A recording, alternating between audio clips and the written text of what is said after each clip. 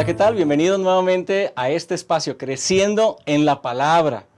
Me da mucho gusto poder saludarte en esta ocasión. Tú que eres maestro de escuela sabática, este programa, este espacio, este momento es grabado especialmente para ti. Y, por supuesto, hermanos, hermanas que nos siguen, muchas gracias por acompañarnos semana tras semana. Hemos llegado al final de este trimestre y vamos a estudiar la lección número 13 que se titula Israel en Egipto. Vamos a estudiar los últimos capítulos del libro de Génesis, una historia muy interesante, una historia muy emocional, muy emotiva y que trae grandes lecciones espirituales para nosotros. En la lección de este trimestre encontramos a Jacob reencontrándose con aquel hijo que pensaba que había muerto y yendo a Egipto ahora, creando una aparente tensión porque está en la tierra prometida. Ahora está yendo hacia Egipto, pero con la esperanza de que sus siguientes generaciones iban a regresar otra vez bajo el cumplimiento de la promesa de Dios. Así que en la lección de esta semana encontraremos lecciones muy importantes, lecciones de gran fe para nuestra vida espiritual. Y para estudiar la lección hemos elegido 3 tópicos que nos van a ayudar como guías para la lección. El primer tópico lo hemos titulado Un encuentro anhelado. El segundo tópico, las bendiciones de Jacob. Y el último tópico, la esperanza eterna. Así que vamos a estudiar estos 3 tópicos en la lección de esta semana. Y para iniciar con el estudio de esta lección, vamos a pedir la bendición de nuestro Dios a través de una oración. Así que te invito para que juntos oremos al Señor. Bendito Dios, Señor, te agradecemos por este momento, porque tenemos la oportunidad de estudiar esta lección y el estudio de tu santa palabra, de estos temas tan importantes. Queremos pedirte que tu Espíritu Santo nos acompañe y que podamos tomar lecciones valiosas para nuestra vida espiritual. En el nombre de Jesús. Amén. Quédate con nosotros, ya regresamos para comenzar el estudio de esta lección.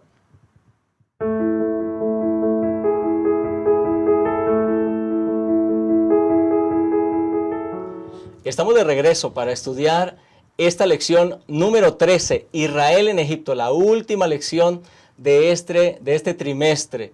Y para ayudarnos con el estudio de esta lección, para esta ocasión tenemos 2 invitados muy especiales. El pastor Isaí Santos. Pastor, gracias por acompañarnos, por aceptar esta invitación. Y pastor Marco Montoya, también gracias, pastor. Y juntos entonces vamos a estudiar los aspectos más importantes de la lección de esta semana. Vamos a comenzar con el primer tópico, un encuentro anhelado. Este primer tópico nos introduce hacia el capítulo número 46 de Génesis. Estamos pensando entonces en Jacob, un hombre ya de 130 años que había perdido toda esperanza de volver a ver a su hijo. Todas estas circunstancias que ocurren con la escasez de alimentos lo llevan sin pensarlo a reencontrarse con su hijo. Ahora él está ansioso porque ya sus hijos le han comentado de José, le han dicho que José le está esperando en Egipto y le han dicho que tienen que ahora mudarse. Ya no va a ser un viaje de vacaciones, no va a ser un viaje temporal, se van a tener que mudar a Egipto. Va a tener que dejar esta tierra de Canaán. A propósito, la tierra que Dios había prometido, que le había prometido a su padre y a su abuelo.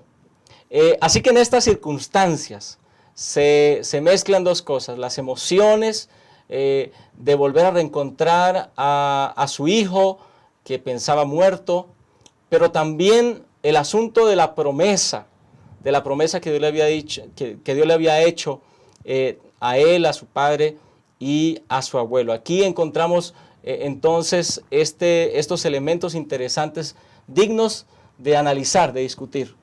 ¿Qué les parece, pastores? Pastor Isaí.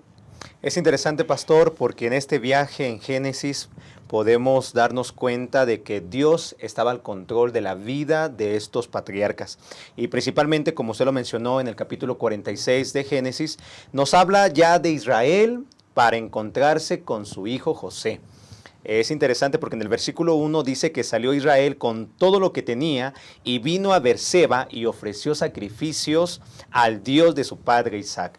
Era muy importante para Israel entender de que Dios iba con él. Era muy interesante que él pudiera tener esa seguridad de que el ir a Egipto ya no era una opción, sino más bien era una indicación de Dios. Dice Patriarcas y Profetas que al llegar a Beerseba, lo que hizo Israel fue implorar al Señor que les otorgara una garantía de que iría con ellos. Y es por eso que vemos que habló Dios a Israel en visiones, o sea, no le habló como en sueño, ¿no? Le habló en una visión, le mostró, diciéndole: yo soy el Dios de tu padre, no temas de descender a Egipto, porque allí yo haré de ti una nación grande. Creo que hasta el día en ese momento, Dios estaba guiando a Israel. Estaba guiando, aparentemente había, o humanamente hubieron cosas que impidieron que se pudieran desarrollar los planes de Dios. Pero Dios estaba ahí con él, estaba ahí guiándolos. Y era muy importante que Israel entendiera de que Dios iba con ellos. No temas, yo haré de ti una nación grande. Misma promesa que se le hizo a Abraham. Misma promesa, porque incluso allí en el capítulo 15 de Génesis, en el versículo número 13 dice: entonces Jehová dijo a Abraham: ten por cierto que tu descendencia morará en tierra extranjera y será esclava. Pero también a la cuarta generación volverán acá, porque aún no ha llegado el colmo la maldad del amorreo. Dios estaba guiando a Abraham, mismo que estaba guiando también a Israel. Dios estaba con ellos. Cabe mencionar, pastor, es muy interesante ver, el pastor Isaí menciona que le habló en visión, no en sueño, pero es muy interesante ver la forma como Dios le habla. Porque si nosotros vemos en el versículo 2, entonces dice: y Dios dijo a Israel. La Biblia habla de Israel, que habló en visión, pero mira la forma como le habla a Dios. Y le dice Jacob, Jacob, ese nombre antiguo que Dios mismo le cambió. Ahora Dios se refiere otra vez a él como Jacob. Y entonces esto nos lleva a saber que Dios le recuerda desde sus inicios cómo él había estado con él, porque el hecho de recordarle Jacob y entonces venga a la mente de Israel todo el proceso, cómo fue que Dios le cambió de Jacob a Israel. Ajá. Y todo el proceso que Dios estuvo con él ya siendo Israel, entonces le da la seguridad de saber, de recordar todo ese proceso y entonces saber que Dios va a estar con él, así como Dios ha estado con él todos estos años que ha sido Israel.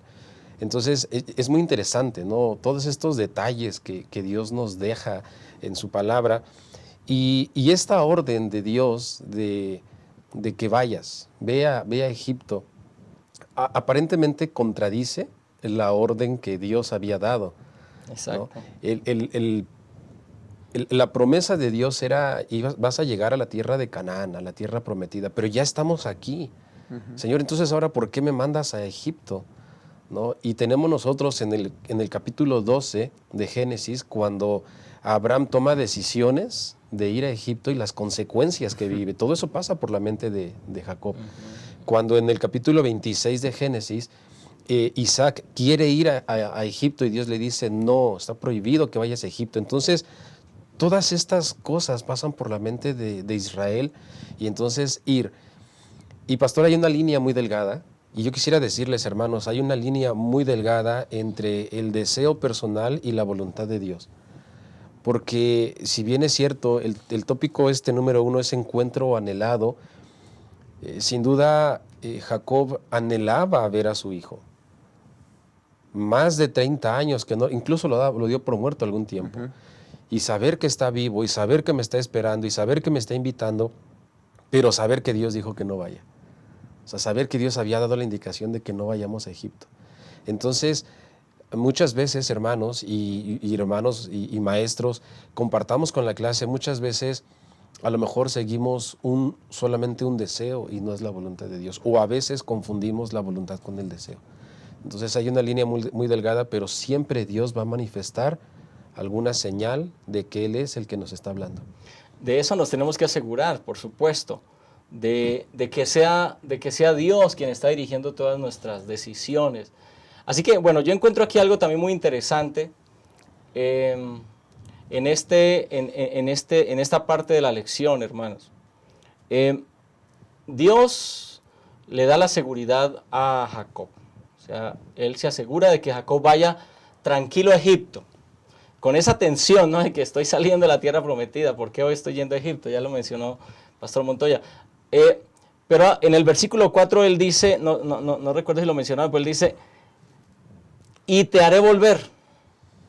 Es decir, su viaje a Egipto no es para asentarse allí y quedarse allí para que, para que sus generaciones se quedaran allí.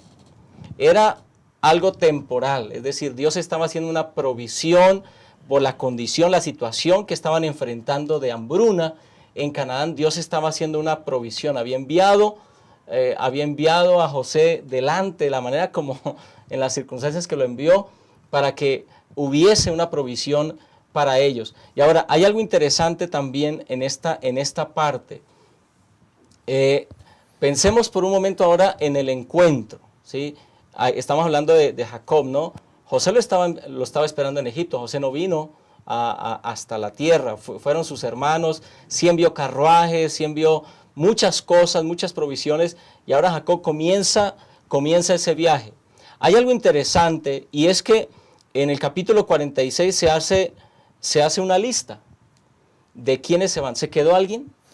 No, pues realmente fueron todos, ¿no? Incluso empieza a citar por cada familia, empezando por Rubén y terminando, incluyendo a Dina, Dina, y en total dice en el versículo 27 que los hijos de José que le nacieron en Egipto, 2 personas, todas las personas de la casa de Jacob que entraron en Egipto fueron 70. Bueno, yo creo nos ha pasado, ¿no? Que en algún momento tenemos que dejar un lugar y dices, bueno, pues me gusta o no nos gustan los cambios. Pero aquí todos fueron a Egipto, todos descendieron, nadie se quedó. ¿Por qué? Porque era el plan de Dios de que iban a estar temporalmente en Egipto y regresarían. Pero también ahí citando el versículo 3 dice que Dios haría de Israel una nación grande. Eran 70 personas, ya no serían 70, incluso cuando vemos la historia ya en números llegaron a ser más de 600,000.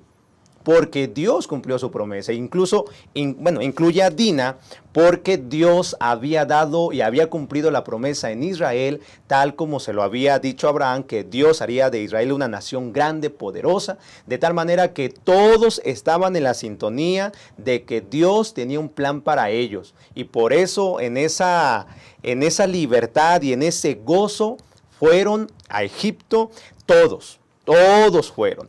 Yo creo que así debe de ser, ¿no? Seguir la voluntad de Dios, todos. Y qué mejor cuando la familia cumple los planes de Dios porque hay gozo, hay alegría. Y qué difícil es cuando alguien no quiere cumplir la voluntad de Dios, cuando el marido no quiere o cuando la esposa no quiere, hay constantemente dificultades, pero cuando nos unimos y cuando aceptamos la voluntad de Dios, pastor, hay gozo como lo hubo con Israel y con todos sus descendientes. Y es que, Pastor Isaí, así como lo expresas, ¿no? Esta idea, Pastor Germán, esta idea denota la totalidad.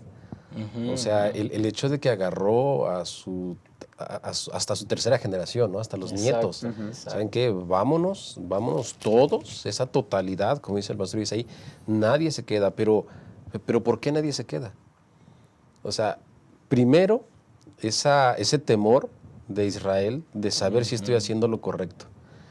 Pero ya una vez que Dios le revela a través de la visión, entonces ahora fortalecido y animado Israel, dice, ¿saben qué? Esta es voluntad de Dios y Dios dijo que no temas, Dios nos va a bendecir, así que yo quiero que mi bendición, que esta bendición sea para todos y nadie se queda, vámonos. Y entonces agarra Israel, junta a toda su familia, sus animales y vámonos. Nadie se queda. ¿no? Y qué lindo, Pastor Isaí, qué lindo, como tú dices, ¿no? Que sea la totalidad, que seamos todos. Y tenemos que, entiendo, hermanos, que pues en las iglesias tenemos a veces familias todavía parciales, ¿no? En el templo, que van al templo y algunos integrantes todavía no. Oremos porque aquí nosotros podemos ver, hermanos, la voluntad de Dios.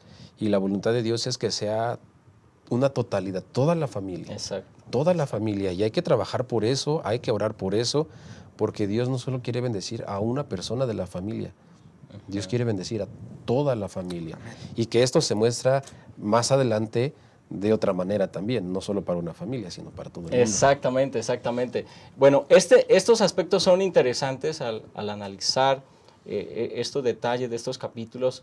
Ahora, los siguientes versículos nos llevan al reencuentro, ¿no? Ahí está José esperándolo.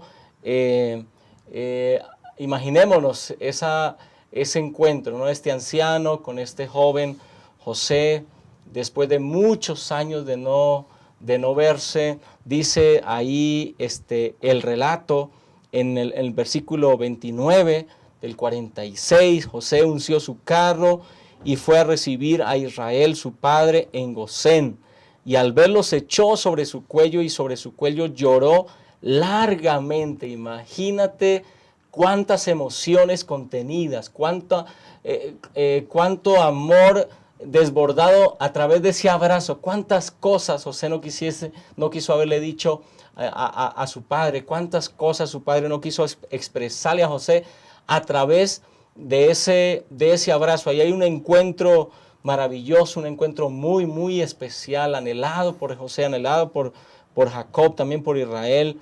Y ahora, después de este encuentro maravilloso, hay unas indicaciones que José le da a sus hermanos y que también nos denotan que en la mente de José y en la mente de Jacob había todavía esa promesa. Estaban saliendo de la tierra prometida, entrando a Egipto, pero había algo en sus mentes ahí, pastores. ¿Cuál fue la indicación que José le dio a sus hermanos respecto al encuentro con el faraón? ¿Y qué nos puede decir esas indicaciones?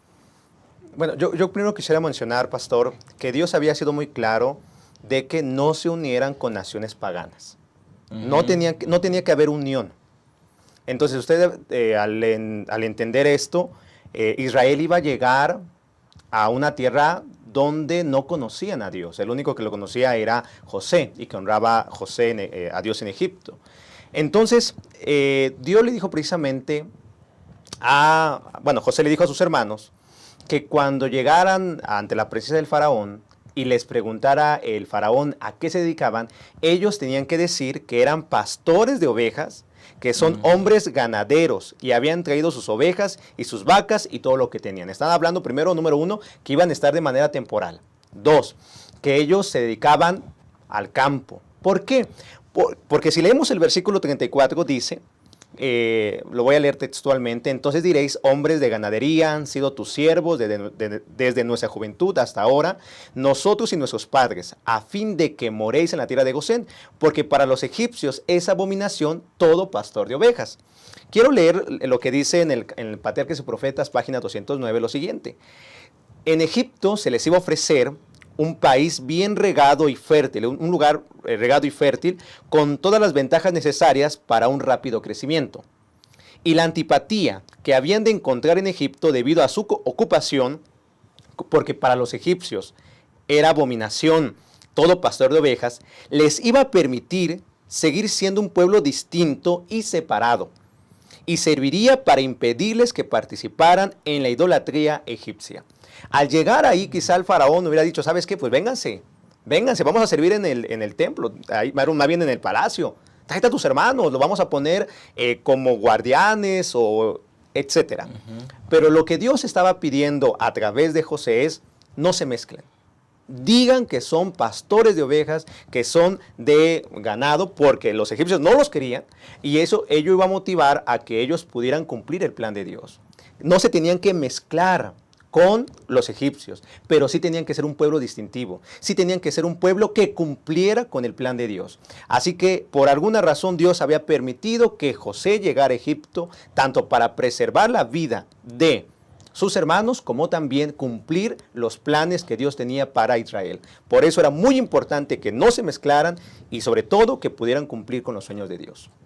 Y es que sí estaban saliendo de Canaán, pastor, pero no estaban dejando su identidad. O sea, a donde llegaran, en este caso a Egipto, y por providencia de Dios, ¿no? Estaba haciendo provisión para ellos. No tenían que dejar su identidad. Ellos seguían siendo el pueblo de Dios. Y bueno, a mí me agrada mucho este versículo de 1 de Juan, ¿no? 2:15 dice, no améis al mundo ni las cosas que están en el mundo. Ellos llegaron a un lugar, la situación en la que vivían, pues completamente diferente a la situación que estaba viviendo en Canaán. Llegan a un lugar donde hay abundancia, hay todo, y el faraón les iba a ofrecer lo que quisieran. Y entonces José, al decirles, ustedes digan quiénes son, les estaba diciendo en otras palabras, no olviden quiénes son. Y hermanos, nosotros jamás, a donde vayamos y a lo que nos dediquemos y en el ambiente en el que nos desenvolvamos, pastor, jamás tenemos que olvidar quiénes somos. Nuestra identidad está firme, ¿no? Nosotros, y declaremos quiénes somos. José les dijo, no duden en declarar. Ustedes díganle quiénes son y a qué se dedican. Y a donde lleguemos, que la gente pueda identificarnos que nosotros somos hijos de Dios, pastor. No perdamos nuestra identidad.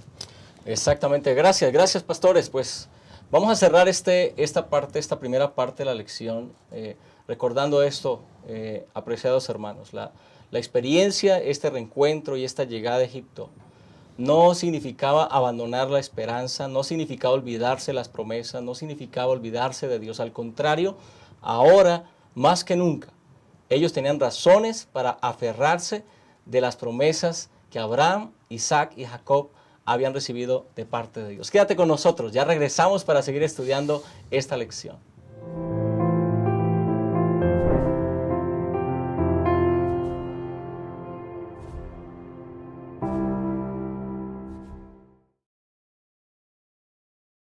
Atender. ¿Recuerdas cuando eras niño y tus padres te cuidaban con cariño? El cuidado es el amor en acción. Quien ama, cuida. Y cuidar significa estar atento a las necesidades. Dios te cuida con amor eterno y espera que tú hagas lo mismo por los que están a tu alrededor. Aquí en la iglesia, por ejemplo, puedes cuidar atendiendo con cariño a las personas que nos visitan. ¿Sabes cómo? Compartiendo la Biblia y la lección de la escuela sabática, ayudando a encontrar los textos bíblicos, proporcionando informaciones si las necesita, explicando la ceremonia, presentando a las personas, prestando ayuda si la persona tiene un niño para que pueda entender mejor la palabra, tratando de saber si este amigo está pasando por alguna situación por la que puedas orar, respetando el deseo de tu invitado. Sin duda, amar es mucho más que un sentimiento, es una actitud. Y esta es nuestra misión.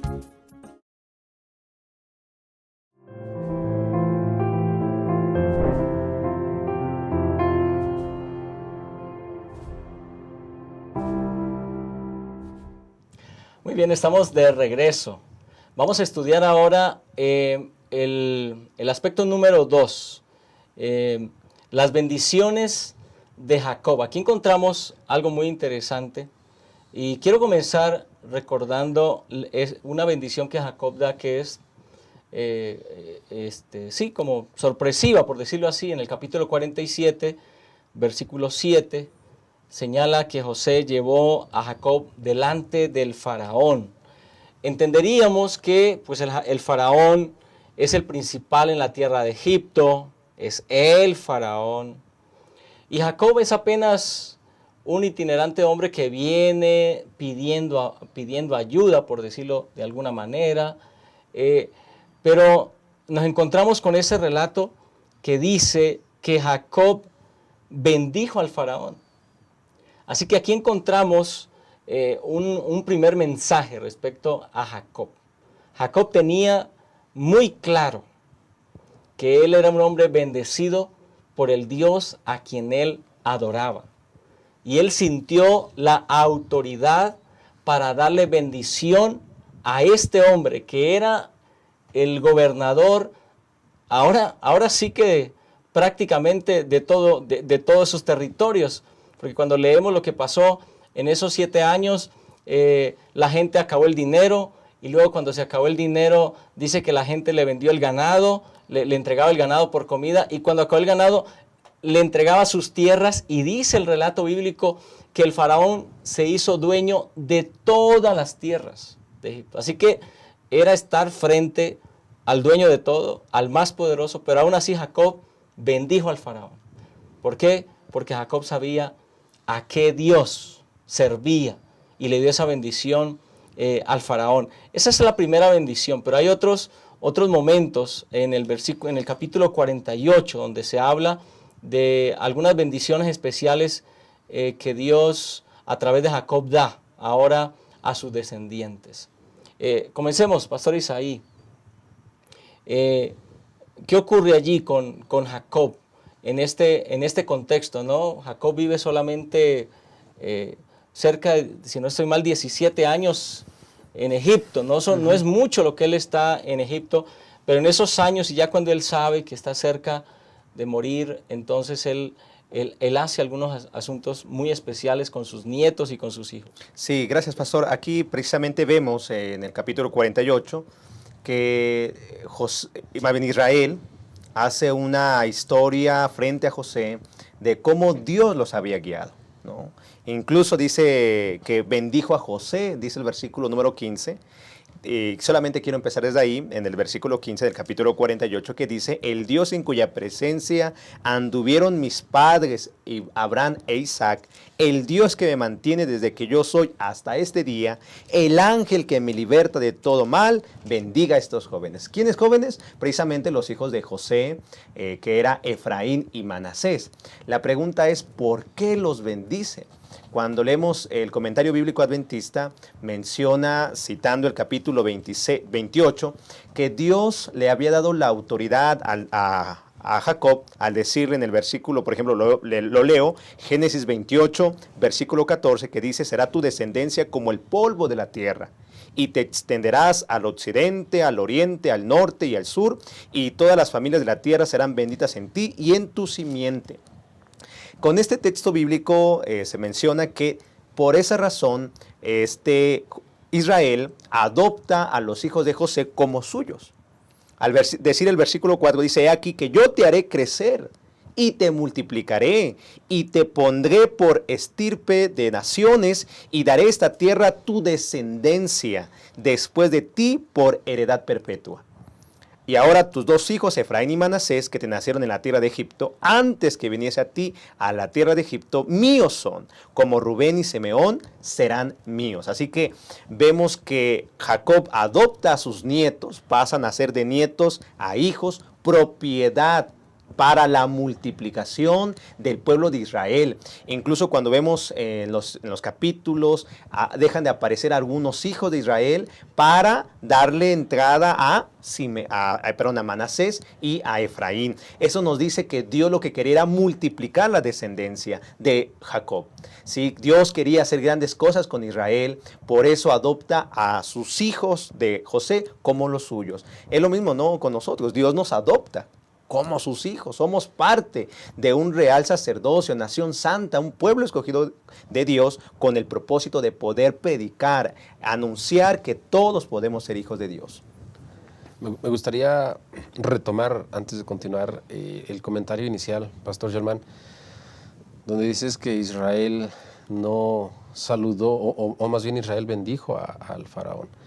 El saludo que se acostumbraba era: viva el rey. Hoy tenemos muchos ejemplos. Segundo libro de Samuel 16:16, donde llegan con Absalón, Usaí, y le dice: viva el rey, ¿no? Era el saludo que se acostumbraba para conocer, y más siendo el faraón, claro, lo que representaba. Pero con todo y eso, Israel no llega y lo saluda como rey. Él llega con la autoridad de saber quién es, y en lugar de saludarlo, lo bendice. Y eso nos dice a nosotros, queridos hermanos, que nosotros también tenemos qué palabras expresamos con las demás personas, ¿no?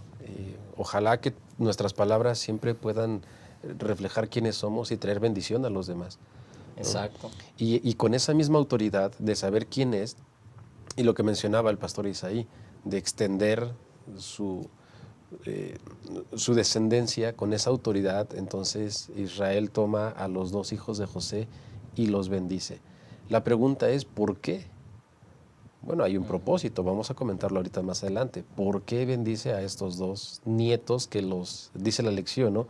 Los eleva de nivel, de categoría de nietos a hijos? Exacto. Aquí hay un asunto interesante. En estas bendiciones, pues que tienen que ver con la fe y la esperanza que Jacob tiene en Dios, y le quiere transmitir eso a las nuevas generaciones.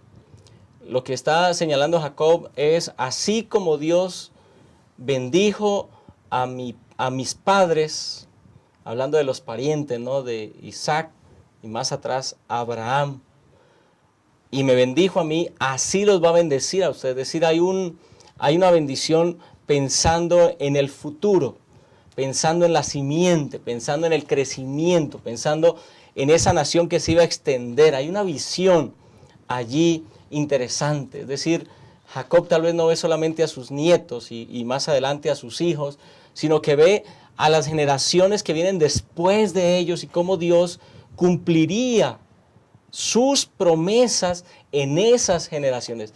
Yo digo, qué fe impresionante. Esa fe que nos dice o que nos invita a imitarla, ¿sí? ¿Cuántas veces nosotros, cuando pasamos por alguna situación difícil, como que dudamos de las promesas de Dios? Con cualquier cosita que ocurre en nuestra vida, ya comenzamos a dudar. ¿Será que Dios sí va a mantener su promesa? ¿Será que Dios sí me va a ayudar? Y dudamos constantemente. Pero este hombre, a pesar de todo lo que había sufrido, de todas las desavenencias que habían ocurrido en su vida, él mantiene su fe constante en Dios. Ahora, lo que ocurre es que ahora viene Jacob y comienza a bendecir o a dar algunas, prácticamente a profetizar acerca de sus hijos. Y hay algunas lecciones interesantes. Precisamente antes de que muriera Jacob, en el versículo 21, dice: he aquí yo muero, pero Dios estará con vosotros y os hará volver a la tierra de vuestros padres. Lo mismo que usted mencionaba. Entonces, en el versículo 1 del capítulo 49, Jacob llamó a sus hijos, los juntó y les declaró lo que había de acontecer en los días venideros. Y empieza uno por uno, ¿no? Cuando uno entiende esta parte de mencionar uno por uno, ya aplicándolo con todo lo que aparece en la Biblia, vemos que se elogia más a la tribu de Judá. Porque sería la tribu donde nacería el Mesías. ¿Por qué no Rubén? O sea, si Rubén era el primogénito. Y Rubén tenía derechos como primogénito, tenía derechos como tener más propiedades, tener el sacerdocio, ¿sí? Pero ¿por qué no se les da? Precisamente cuando leemos, Rubén había fallado, se había metido con una de las esposas de Jacob. Entonces no se le da el sacerdocio a él, sino se lo da a la tribu de Leví. ¿Por qué Simeón y Leví, que eran los siguientes, tampoco no? Porque ellos fueron los que hicieron problemas ahí en Siquem.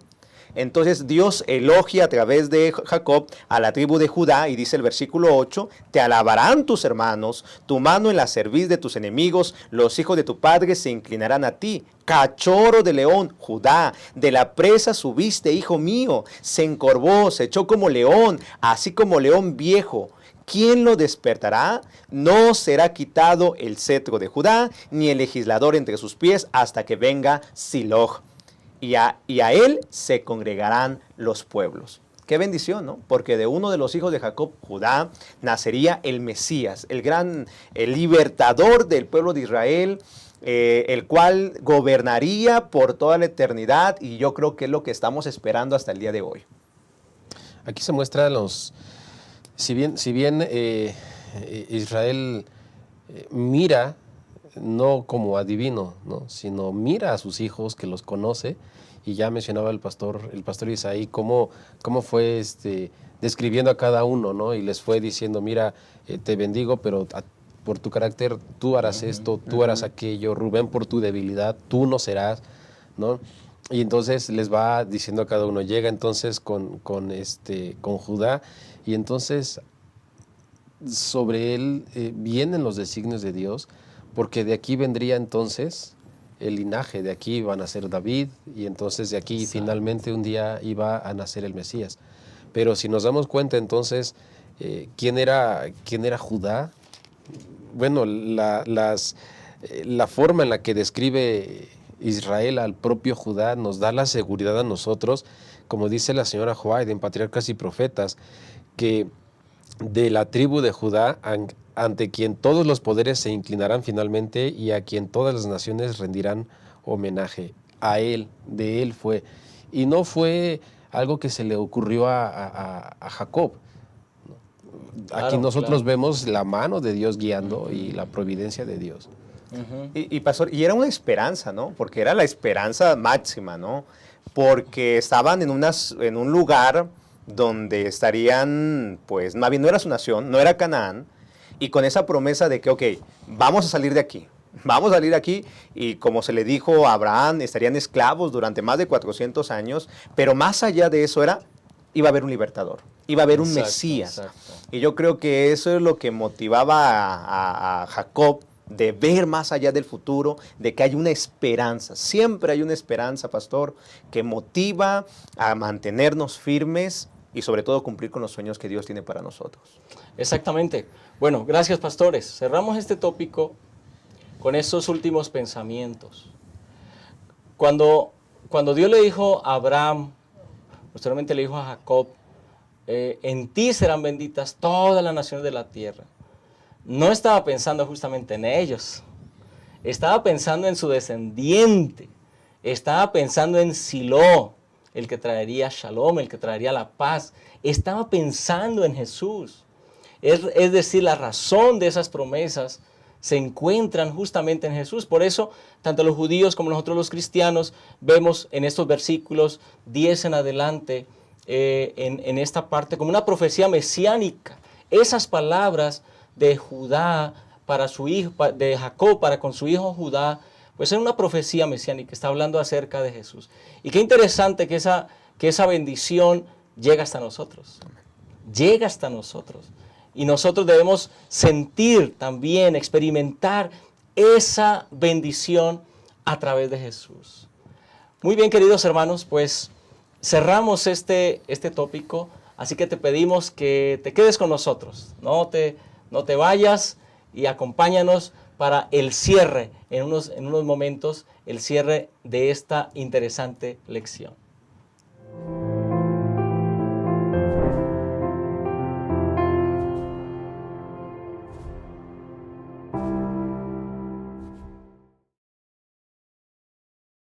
Acompañar. No somos islas. Solos no somos suficientes. Nos necesitamos unos a otros. Quien desconoce la necesidad del prójimo o deja de atenderla, no cumple el propósito de su vida, que es servir. Dios amó tanto al mundo que dio a su Hijo. Jesús te ama y dio su vida por ti. ¿Y tú, a quién amas? ¿A quién sirves? Si amas a Dios y te amas a ti mismo, entonces servirás a tu prójimo. ¿Qué tal comenzar a servir a las visitas? Puedes realizar cosas sencillas, como acompañar a una persona. Entonces invítala a la próxima reunión. Verifica si desea estudiar la Biblia o recibir oraciones intercesoras. Pídele su teléfono y llámala durante la semana para compartir amistad. Acompaña a tu nuevo amigo hacia la puerta de la iglesia al final del culto. Y tan pronto como sea posible, invítalo para una nueva programación en tu iglesia. ¿Y por qué no un almuerzo en casa? Amar es eso, demostrar interés. Amar es un estilo de vida, y esta es nuestra misión.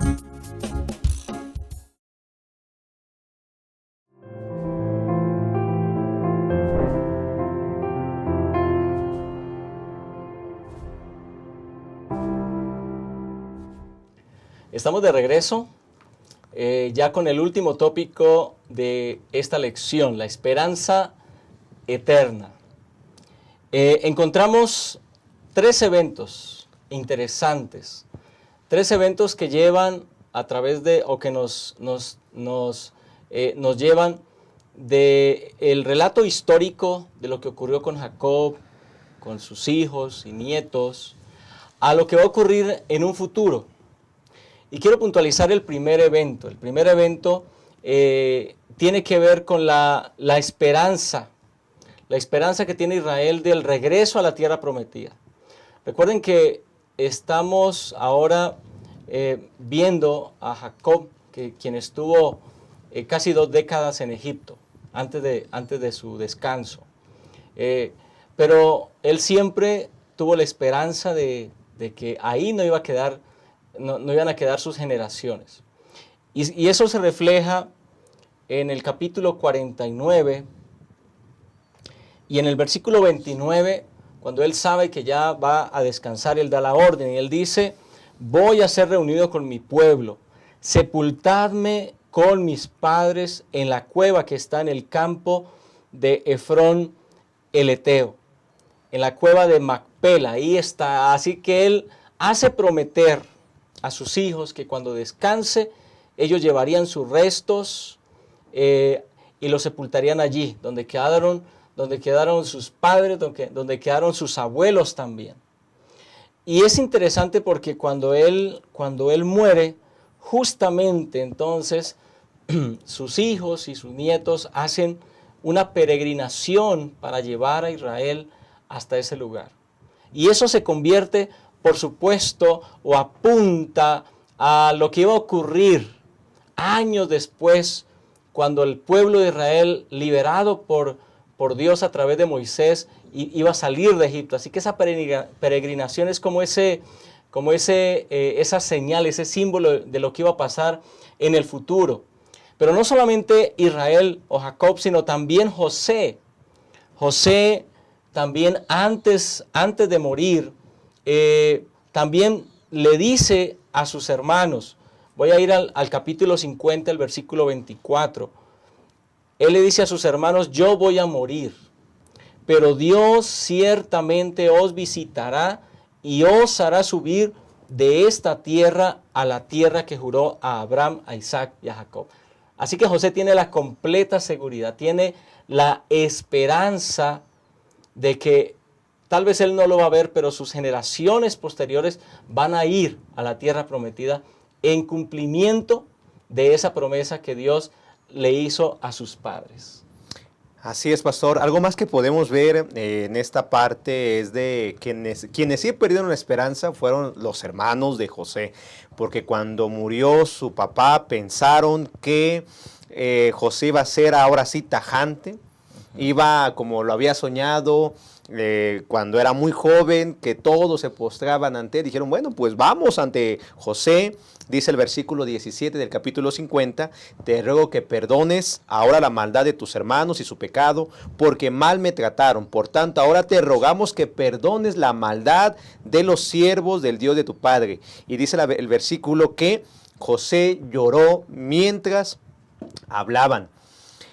A veces las decisiones humanas nos llevan a perder esperanza y pensar de que ya no hay oportunidades, de que tendremos que pagar las consecuencias de nuestros actos, pero cuando la misericordia de Dios llega a nuestra vida, Él nos dice, como José le dijo a sus hermanos: no temáis, ¿acaso estoy yo en lugar de Dios? Y dice el versículo 20, vosotros pensaste mal contra mí, mas Dios lo encaminó a bien, para hacer lo que vemos hoy, para mantener en vida a mucho pueblo. José había llegado a Egipto para preservar la vida. No lo habían mandado sus hermanos, lo había mandado Dios. Dios lo utilizó como un instrumento de bendición para poder apoyar a la familia. Mis queridos hermanos, a veces tomamos malas decisiones, pero mientras la gracia esté abierta, mientras haya oportunidad de acercarnos a Dios, mientras haya esa esperanza de que Dios puede limpiarnos de nuestros pecados, acerquémonos confiadamente al trono de la gracia. José no les dijo, ¿se acuerdan que me hicieron esto? Muy bien, yo les voy a hacer esto y van a ser mis siervos, se van a posar ante mí. No, lo que hizo fue, ¿acaso estoy yo en lugar de Dios? No, al contrario, los llevó a decirles, no tengan miedo. No tengan miedo, yo los voy a sustentar a vosotros y a vuestros hijos, y así los consoló y les habló al corazón. Yo creo que, pastor, vemos en esta parte, mientras vamos a Canaán, hay que tener esa esperanza de que si nos hemos portado mal o no hemos cumplido con el plan de Dios, nunca es tarde para volver a hacerlo, nunca es tarde para ponernos a cuentas con Dios, porque la esperanza nos lleva a lo malo, Dios lo puede convertir en bendición. Amén. Así que hay que tener esperanza, hay que tener ánimo de que Dios, ese Dios misericordioso, que tuvo misericordia de Jacob, de José y de sus descendientes, la puede tener esa misma esperanza en nosotros. Amén. La vida de José nos refleja cómo Dios va guiando, ¿no? y te va dando esa esperanza. 110 años tenía José, dice la Biblia, 110 años tenía José cuando murió en Génesis capítulo 50, versículo 26, y entonces dice, y murió José de 110 años, lo embalsamaron y fue puesto en un ataúd en Egipto. A diferencia de Israel, José no dio la orden, ¿no? Así de que vayan y entiérrenme en Canaán. Él dijo, ok, bueno, yo voy a morir, le reveló a sus hermanos, yo voy a morir, pero ciertamente Dios os visitará, ¿no? Esa esperanza con la que muere José, ¿no? De decir, Dios los va a visitar y les hará subir de esta tierra a la tierra que juró a Abraham, a Isaac y a Jacob. O sea, José muere, pero muere con esperanza. ¿Y por qué muere con esperanza? Por toda la vida que José había visto cómo Dios lo había guiado. Entonces, esta promesa que Dios les había hecho de la tierra prometida, José sabe que Dios la va a cumplir. Y entonces le dice a sus hermanos, pero Dios los va a visitar y los va a regresar a la tierra. Temporariamente, ahí en Egipto le hicieron una tumba, le hicieron un ataúd, ¿no?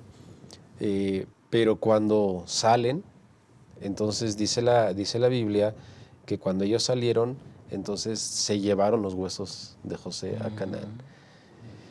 Y eso a nosotros nos da la seguridad, nos da la esperanza de que finalmente José, que murió con esa esperanza, y entonces cuando salen de Egipto se llevan los huesos, los restos de José a la tierra, a Canaán, nos da la esperanza a nosotros también de que si nosotros hemos de descansar, descansamos con esta esperanza. Exacto. Y si estamos vivos cuando Cristo venga, entonces mantengamos esta esperanza. Porque José confió en la promesa y, hermanos, este asunto, esta promesa es también para nosotros. Y me encanta lo que dice Apocalipsis capítulo 21, del versículo 1 al versículo 4.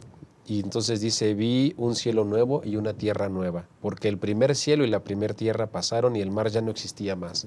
Y entonces versículo 2 dice, yo, Juan, vi la santa ciudad, la nueva Jerusalén, descender del cielo de Dios, dispuesta como una esposa ataviada para su marido.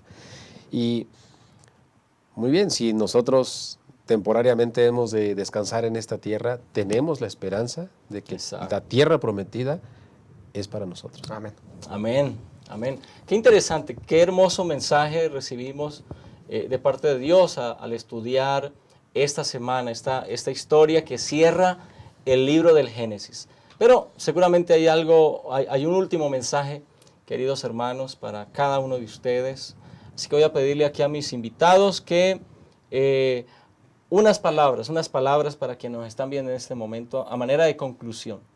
Si Dios desea visitarnos, hermanos, Dios desea gobernar nuestra vida, dejémonos guiar por Él. Dejémonos guiar por Él de tal manera que podamos prepararnos para esa Canaán.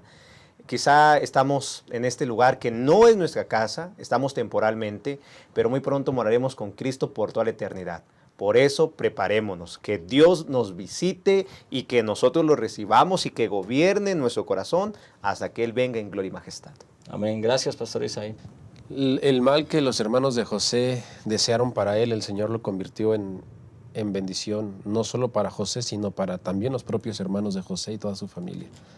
Pero ahí estando José en Egipto, y aún con la bendición y la promesa de Dios, José tomó sus propias decisiones. Es decir, Dios conoce el futuro, pero nos da la decisión de escoger. Y yo quisiera invitarles, hermanos, tengamos la seguridad de que si tenemos la bendición y la promesa de Dios, mantengámonos fieles, que nuestras decisiones puedan siempre ser firmes y puedan ser siempre fieles, pastor. Amén. Muchas gracias, pastor. Muy bien, pues la lección de esta semana sin duda ha sido una lección de gran bendición para nosotros, cerrando ya el estudio de este libro tan impresionante. Hemos visto la manera como Dios ha actuado y ha intervenido en la vida de sus hijos y cómo se han cumplido sus promesas en ellos. Ahora nosotros estamos haciendo teniendo una mirada retrospectiva. Ellos miraban hacia adelante, hacia el futuro. Ahora nosotros miramos hacia atrás y vemos que se cumplieron esas promesas. Se cumplieron, ellos salieron de Egipto, fueron a la tierra prometida, del linaje de Judá vino el Mesías, Cristo Jesús, cumplió con su cometido y ahora la promesa es que vendrá por segunda vez. Amén. Y esa es la promesa que nosotros tenemos en el corazón. Como ya lo mencionó el pastor Montoya, lo mencionaron los compañeros, a esa promesa nos aferramos. Y sin importar cómo debamos enfrentar situaciones difíciles en la vida, aún cuando enfrentemos la muerte, como lo hizo Jacob y como lo hizo José, lo haremos con la esperanza, ya no de una Canaán terrenal, sino de la Canaán celestial, la vida eterna, cuando Cristo venga por segunda vez. Así que, queridos hermanos, les agradecemos mucho por estar con nosotros. Gracias, Pastor Montoya, gracias, Pastor Isaí, por acompañarnos. Gracias por la invitación. Gracias a cada uno de ustedes. Invitamos a los maestros para que este sábado compartan con alegría, con entusiasmo, estas hermosas lecciones con su clase de escuela sabática. Y como siempre, queremos invitarte para que puedas seguir con nosotros. Nos vemos la próxima semana en este espacio, creciendo en la palabra, e iniciaremos con el estudio de un nuevo trimestre. Así que te esperamos y deseamos que podamos seguir acompañándonos en este caminar de estudiar constantemente la palabra de Dios. Que Dios te bendiga y nos vemos en una próxima ocasión.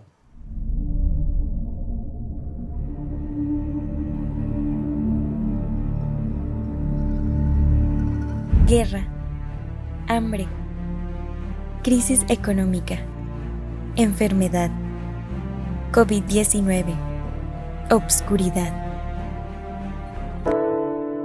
Ante este mundo, ¿qué haremos?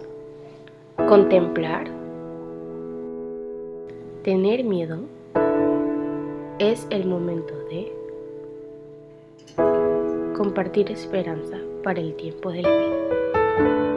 Porque Jesús viene pronto. Sí, Jesús viene pronto.